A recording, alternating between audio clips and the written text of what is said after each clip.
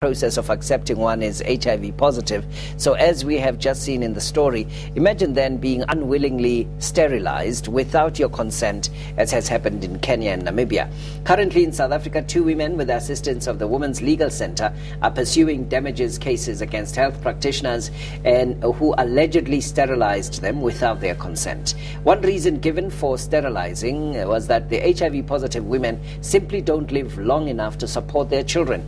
HIV support group family physician Dr. Gail Ashford joins us now to talk about this. Good morning to you, Gail. Welcome. Morning, Vuyo. Thank you very much for joining us this morning. So, do spouses and medical practitioners have the right to sterilize women without their consent?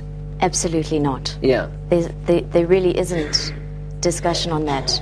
Women have rights to look after their own bodies, their own children, to make choices about their family and to make choices about their future. Yeah. Just talking about the mother-to-child transmission, is it still a big problem?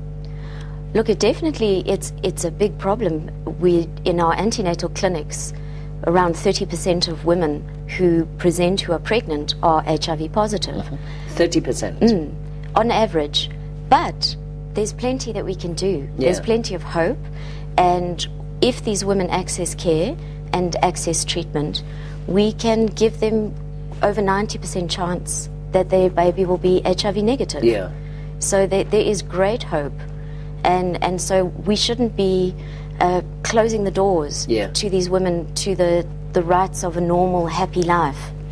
So if you're a South African woman and you're facing a situation like that where you've been coerced, forcefully sterilized, what can you do?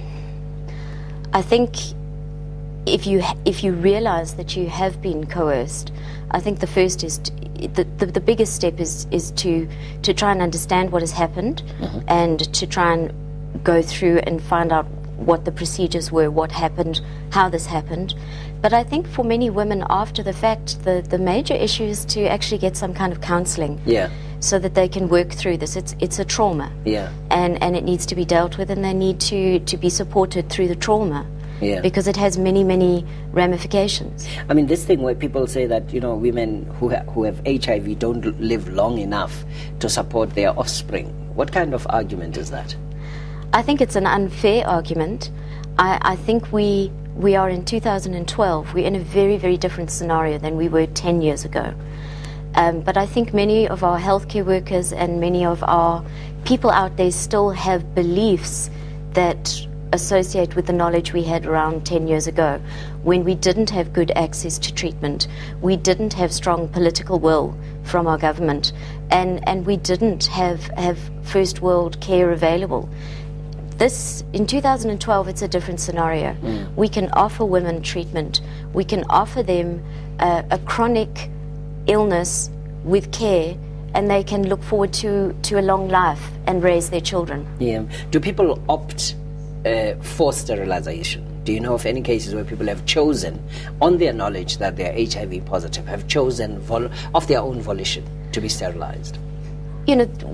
At our clinic at Baragwanath, or with my patients, we always discuss future contraception if they're pregnant, or plans for family.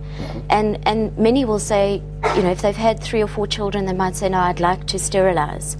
And at our clinic at Baragwanath, while we are monitoring them in their antenatal care, long before they get to delivery, we already engage in that kind of discussion and ask them how do they want to proceed after the baby's born.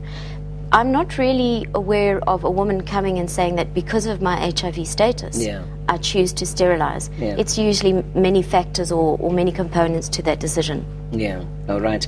Gail, thank you very much. Dr. Gail Ashford is a family physician joining us this morning, talking about this extraordinary situation where 2 women now in South Africa are looking at approaching the courts with the assistance of the Women's Legal Center, pursuing damages against health practitioners who sterilized them without their consent. Thank you very much for your time this morning.